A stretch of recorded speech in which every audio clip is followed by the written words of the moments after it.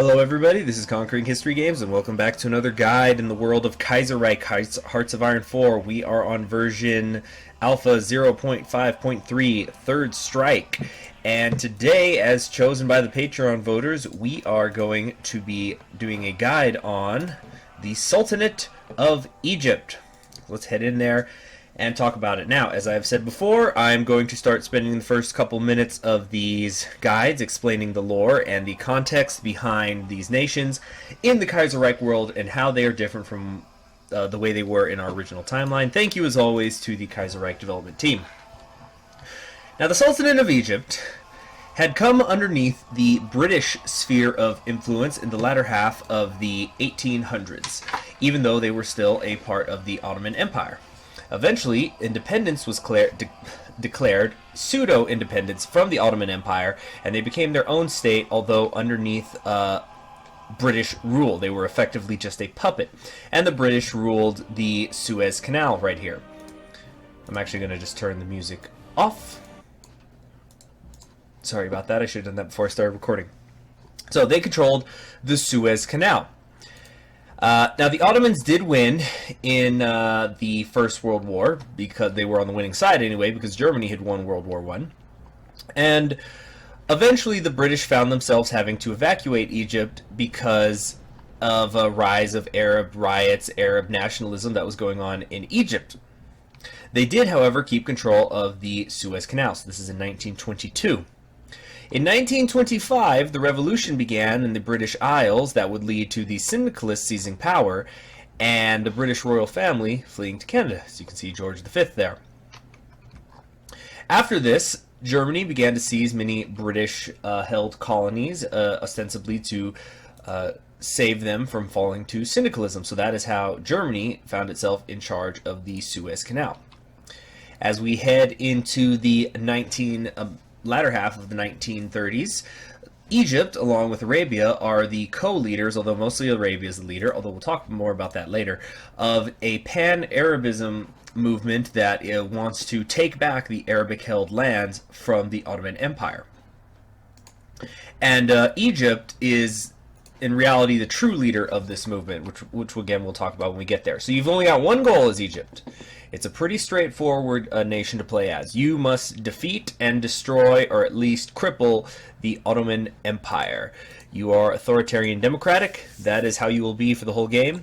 Your focus tree is not as extensive or varied as, say, Russia or Poland or anything like that, but it really doesn't need to be. I think it's a perfectly fine focus tree. And allegedly it's going to get added onto, but that's not confirmed. So let's start talking about what constitutes Egypt, the Sultanate of Egypt. You have your standard 3 research slots, 10 civilian factories, 3 of which are being used up by consumer good factories. You actually have only 21% usage of consumer good factories because 2 of your ministers are lowering that number. You have only 4 military factories and 1 single solitary dockyard. Not much of a navy that you're allowed to build. In fact, your navy is comprised of only 16 ships, the Royal Egyptian Fleet here, and you have only 1 possible admiral. He's a skill level 2. Also see Pasha. You're going to see that name a lot. Now, you can only build basic infantry equipment, support equipment, and towed artillery, and your basic fighters here, or basic planes. You've only got 4 division types. 2 of them are just not good. Interestingly enough, though, your garrisons do come with support artillery, which is a little strange, but your infantry do not. You've got militia, and of course you have your cavalry, which you can make stronger later, if you so choose. All right. As far as your field marshals and generals go, you have 1 of each. Pasha is an old guard, but he does come with defensive doctrine, and your younger Pasha here, the other Pasha, is also an old guard. Remember, if you promote him, you do not get rid of the old guard trait. So maybe you might want to get a new commander. That's totally up to you. You have the national spirit inexperienced forces, which just lowers the effectiveness of your army in several ways, or at least your ability to create a military, particularly the plus 20% training time. There are national focuses that will help you get rid of this. Now let's go ahead and get the clock running. You only have one national focus you can take at the beginning, the Royal House's New Year's Decree. Oops. And we're just going to take it to speed 5. And there's probably going to be intermittent cutting throughout this. Here is your, here's just more of the history. You can read it, pause it, whatever you want to do. So the Ottoman Empire, the sick man of Europe, difficult to deal with because even though it is sick, it is still stronger than you. As you can see, there's between 35 and 43 divisions they have, whereas you only have 10, and Arabia only has 3. Arabia is not going to be a major help to you, but you do want them to be your ally. So the whole goal here is that you and Arabia want to form an axis against the Ottoman Empire to defeat them and take back the Arab-held lands. There are potentially other members that can join this axis, such as Tripolitania, even though they are actually a puppet of the Ottomans. And Persia can join sometimes as well. I would not count on it, though. Alright, now, let's start talking about the branches of your focus tree, going from left to right. On the far left here, you have various, this is kind of a jack-of-all-trades tree, but it mostly gives you political power, and it is also where you can get your 4th research slot, interestingly enough, by encouraging Austrian tourism. I'm not sure exactly how that works. But it's a bunch of just tourism stuff, so you get more factories out of it, more political power, things like that. You will also be hit by Black Monday, which should be happening any day now. And if you go down this tree, you get a large series of focuses that are just 50-50-50-50 political power. A minister, as you can see here, has supported his ideology. If you actually look at your ministers, not all of them are authoritarian Democrats. You have liberals, conservatives, and stuff. And the thing that's really awful is that they can increase the popularity of conservatives and liberals by 3% each. So you're probably going to have to be regularly using political power to avert their efforts, because right now you are only on medium popularity because you have more than 40%. The way it works now, as of this current patch, is if you go to low popularity, you actually begin to lose political power every day as a result of that. So you're going to want to be using your influence to resist those efforts, and maybe you would want to change out some of these ministers for authoritarian Democrats. All right, here we go. The Black Monday strikes have begun. And it will then bypass the focus Black Monday strikes Egypt. You can then take crisis measures, which actually we will do. Let's start heading down that tree, because as you will soon see, political power is something that you're going to want a decent amount of. Okay. Now in the middle here, first Congress of the Arab World. So the Congress of the Arab World is where you're going to set up the meeting between you and Arabia and technically other members of Arab lands. You have 3 options here. The only realistic one that you want to take is these plans are too modest. This must be the event of the century. It will give you 200 political power and 2 additional civilian factories and 2 more infrastructure in Cairo. Of course, some of the old kingdoms like France, Germany, Spain, and the Ottomans are going to get pissed at you about this. They're not going to be directly in conflict with you ever, except for the Ottomans, who you're going to be fighting anyway, so it doesn't matter if you piss them off. The only downside here is you get 10% consumer good factories expenses for 50 days, but for 200 political powers and 2 civilian factories and 2 infrastructure, I think it's one hell of a deal. You can also take this for a half effect, and then aborting the plans will cost you political power. So those events are too modest. There's absolutely no reason to ever take the other options unless you just want a challenge. So as I was saying, down here, after you're done with all the political power, the Civil War happened, all the political power and extra civilian factory things here, and you get rid of the Black Monday effect, which is right here, lowering your production efficiency cap, factory output, and construction speed. You then can just get some straight up military factories and research bonuses down here, eventually leading to a stronger economy, which is actually a little bit underwhelming. You only get a 50% research bonus in construction technology. That's a little strange considering civilian investment here gives you 2 50% research bonuses, so I don't know, maybe those should be switched. And then over here you get some oil. Continuing to move right, you have the Royal Forces, which gives you a little bit of Army, Air, and Navy experience. The Army experience in particular can be good if you want to begin changing your divisions, because the war with the Ottomans can happen pretty fast, although it's almost entirely up to you when that war will happen. Alright. Yeah, there it is again, 6% change potentially. So After that, you can expand the Royal Army, in which you will get 2 units of Sultan's Elite's Guard, which are actually identical to your basic infantry. They're just all infantry with an 18 combat width, except that they will be veterans, so they will be getting a plus 75% modifier in their combat. So those could be good if you need a division to break through the Suez Canal here, or maybe you even want to convert them to Marines or something and use them for a possible naval invasion. Having said that, remember, you do not have much of a navy, and the Ottoman Empire will almost certainly have a bigger one than you by the time the war happens. But something that I would perhaps suggest is that you actually have your fleet patrol in the Red Sea and just abandon the Eastern Mediterranean, because if you do that, it's been my experience in several test games that the Ottomans do not really put any ships down here, and you could potentially create a naval invasion force, even if it was just a couple divisions going from here to somewhere on the west coast of the Arabian Peninsula, which will then allow you to flank behind any defensive forces that the Ottomans have set up here to guard the Suez Canal, because the Suez Canal can become difficult to break through. Not only are you crossing a river, but you are also having to deal with heat and desert. So it can be quite hard. The Pope of Alexandria has now questioned our convictions. This creates... this is what's going to bypass the Coptic issue for you. And the Coptic issue only has 2 different directions to go in. It's a no-brainer what to do now. You can either safeguard the Coptics, which gives you additional daily political power gain and lowers your national unity. That doesn't mean anything right now as far as lowering your national unity, unless you plan on losing, unless you plan on having Egypt be invaded. There's no reason to ever worry about that. But the other option is shattering the Coptic Church, which will cost you daily political power but give you additional national unity. So depending on how the events and decisions and the war stability and things that are tied to national unity are going to work in Kaiserreich after the new update in Vanilla Hearts of Iron 4, this could potentially become the better choice. But for right now, safeguarding the Copts is a no-brainer. Now, where was I? Oh, yeah, so you want to maybe cut off the Sinai force of the Ottomans. That could be a viable strategy. Other things that are down the army branch here is just basic research bonuses. Unfortunately, you only get 1 research bonus for armor technology, but you can reproach retired British officers and then make overtures to German NCOs. So that's referencing the German NCOs that are stationed here in the Suez Canal. And you can use these to increase your organization recovery rate and reduce your training time of your army, as well as giving you a little bit of army experience.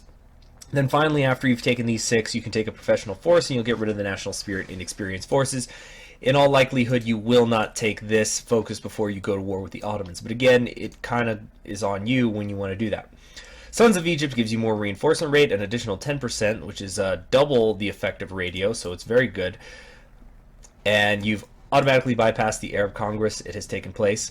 Incidentally, just as a warning, the House of Osman Shattered focus is supposed to bypass when you win against the Ottomans. It has... it sometimes will not work. It sometimes will not bypass. It is a slight bug. Remember, we are playing a mod. Mods can be buggy. Also, we've got the Royal Camel Corps down here, which is going to give additional attack and defense to your cavalry. Now, this is probably the most important decision you have to make as Egypt as far as events go. It is when the Sharif of Mecca has announced his ambitions.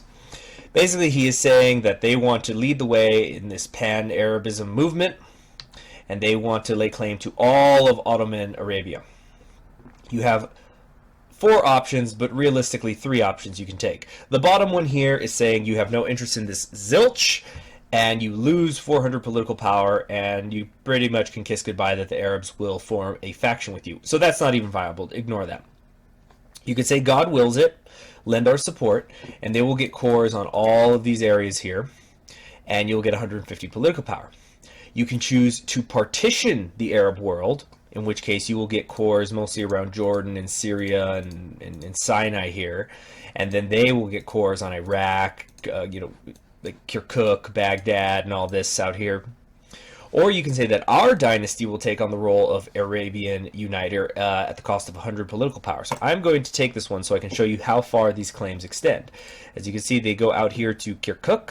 They're not just claims, they actually are core states, which could become important in your war against the Ottomans, because as you advance up through their empire, you're getting that recruitable population from those areas.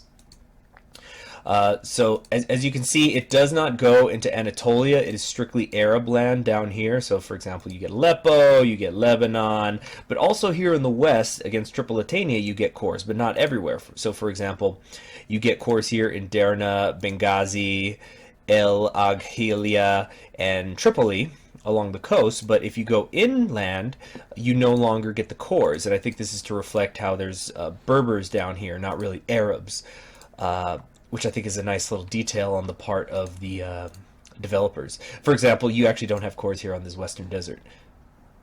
Sudan, right. Okay. Now, the thing here is, not only do you take political power, negative political power for taking away the leadership of the Arab movement from the Arabians, but you are also going to potentially piss them off, and they actually will not form a faction with you as a result of that. So you can see here, their opinion of you is only plus 65, and so in my testing I have seen them refuse to form a faction with you if you do this. So if you're going to take the maximum core route, be prepared to not only pay the political power cost, but also potentially lose any allies you will have in the war against the Ottomans, making the struggle that much more difficult. You might notice I'm not researching anything right now, but it's all part of the plan. So we're going to fast forward now to when the actual faction is formed. It is now early 1937, and you are proposing an axis between Cairo and Mecca. You can choose to say there is no need for an alliance, but it will just cost you 50 political power. So send the proposition, and let's see what happens. Just give it a minute. There we go. They have formed the axis between Cairo and Mecca. You'll get an additional 75 political power as a result of this, and you now have your faction. Let's fast forward one more time. Sometimes you will get this pop-up that Libya wants to join the alliance. As you can see here, they are... Actually, no, they are no longer a puppet. But you could say Arabian countries could stick together. There are pros and cons to this. Of course, if they're in your faction, and because you're the leader of the faction, you just can't leave. You could be losing out on these cores here if they're really important to you. But you have weakened the Ottoman Empire and now have another ally in the fight against them. So when the time comes that you want to go to war with them, which it's totally up to you when you can do it, maybe you want to wait for Kurdistan to revolt. Actually, it already has in this game. You can go ahead and justify on them. But the problem is you need the world tension to be at 75%. So sometimes it could take a long time of you just sitting around and waiting to do that. And while you are building up your own army, they're going to be going through their reforms and making themselves stronger as well. The best thing you can really hope for, as you can see they're fighting Armenia right now, is that they keep puppeting Armenia, and then Armenia keeps revolting over and over again, which has been my experience both watching the Ottomans and playing as them. If you do not occupy Armenia, it'll just keep revolting. So something to keep in mind. So while we wait for a certain event to pop up, let's talk about the other branches of the focus tree. So you have the Royal Egyptian Air Force. It's just standard stuff, reducing bonuses, although interestingly enough, you can actually get 2 ahead-of-time penalty reductions for close air support models. So you could, in theory, have the best close air support models in the entire world, depending on when you time researching this. So I think that's kind of interesting. But besides that, it's pretty basic stuff. On the left here is your Naval Tree, just researching generic things. You get the Alexandrian dockyards, which will give you 4 dockyards, so that will multiply by 5 the amount of dockyards you actually have available. I just realized I probably should be researching something. All right. You can get the fleet for a Sultan, so you can get a couple capital ships going, and then you get some marine technology, but nothing really spectacular down here. Over here, after you finish the House of Osman Shattered, you can then start to demand other areas in your sort of sphere of influence. So, for example, you can secure the Gulf, in which you demand the submission of Oman and Yemen, so down here, south of Arabia. You also can demand the Suez Canal from Germany, so this could potentially pull you into a war with Germany. And finally, you can revive the Cretan claim, in which you get a claim on Crete, on Crete here, which will often revolt anyway when the Oh, here we go. There's the Kurdish Uprising. I thought it had already happened in this. I'm getting my test sessions mixed up. So they'll often revolt against the Ottomans, and maybe you could ask for military access and help fend them off, or you can just let the Ottomans destroy them, and then you can just pick them up anyway during the war against the Ottomans. And then over here are just more political power effects, where you just could say you have African ambitions. They don't give you any particular cores or claims or anything, but I think the idea is supposed to be that you can use those political power to justify claims on some of these other African countries, for example. So if you want to secure the Red Sea here, this looks like a likely target, right? But the Kurds have revolted. You now can justify a war goal looking at the war tension. When it is time to do that, because you have core states within the Ottoman Empire, you can take the retake core state justification, and it will only take you 70 days. It could even take you less, depending on what the world tension is. So when that happens, you're not going. It could be very quick, and you probably want to time it so that the Kurds are still around, so that you can make sure that the Ottoman Empire is stretched as thin as could be. Look, I was just talking about the Cyprus Uprising, and there you have it. All right, here we go. Now, you will get this pop-up. It doesn't always pop up. That's why I still justified, but since it has, we can go ahead and cancel the justification. Unable to bear the Ottomans' oppression, the National Assembly of Kurdistan has launched an uprising to liberate their homeland. Now that the days of the Ottoman government are outnumbered, shall we finally realize our long-term plans and liberate occupied Arabian land, or shall we wait for a better time? You can declare war on the Ottomans, in which case Germany will cancel its guarantee on them, and you get more political power and manpower. Or you can say we're not ready and lose political power. So let's take a look at what happens during the war. If you declare war on the Ottomans, shortly afterwards you're going to see all these little spots pop up, and this is supposed to represent the Arab world basically rising up against the Ottomans. It seems that they are actually in the control of the Arabs, unfortunately. All of them. Is it really all of them? Yep. Yep, it is. So that kind of sucks, but you sometimes will get ones that belong to you, and if you do, you probably want to run for one of these ports here in the Eastern Mediterranean, so again, you can get through Sinai here. I mean the Suez Canal into Sinai, because that is probably going to be the most difficult part of the war. If you are able to advance far enough that you can touch the borders of Kurdistan, you basically have got the war won. You might have to worry about volunteer forces. As you can see, Persia has declared on the Ottomans, so this is going to stretch them even further. Let's see, are they getting any volunteers? They're getting some from Germany. Yeah, so they'll typically get some from Germany, sometimes from the Austrians, sometimes from Russia. But as you can see, both of those countries are occupied right now. And then sometimes from just random countries around the world who feel like sending things. You never can really tell. The Third International doesn't really send anybody in my experience. So we're going to cut ahead to after the war now. After the war, you're going to get a couple pop-ups. It's just the standard stuff. Do you want to occupy an area or do you want to liberate it? Let's go ahead and liberate Armenia, and we will allow Turkey to become a puppet as well. So in this case, because the Turks ended up taking some land from Bulgaria, they were Egypt now has some lands here in the Balkans, interestingly enough. All part of the greater co-prosperity sphere. I'm not sure why there are these Ottoman blotches here. Again, it's a mod. It acts up sometimes, very strangely.